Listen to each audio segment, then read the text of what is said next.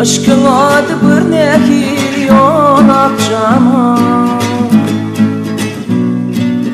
Demeyin sevmedim başka birini, demeyin sevmedim başka birini. Yüzümü uylar senin yâliden akşama. Demeyin sevmedim başka birini, demeyin sevmedim başka birini. Yüzümü uylar senin yâliden akşama. Çekende çepersen işlende basım, saçın topuğunda billerim bırılsın. Senin vasfın sözle var çalıyor sesim, senin vasfın sözle var çalıyor sesim.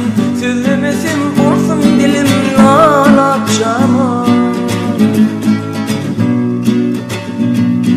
Yaktı yanağımda tutuşun köyler, yüreğimde uydum düşmece yıllar. Gidip çaymeli değil yer yıllar, gidip yudaymalı değil yer yıllar. Geniştirsem sen yanımdan ol akşama. Asman seni ayı bilin alışak, bülbül seni bağıyı bilin çalışak.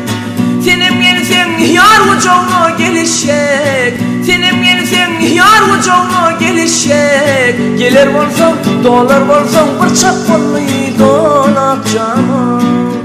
Gidip çay beli değil yer yıllar, gidip yudaymalı değil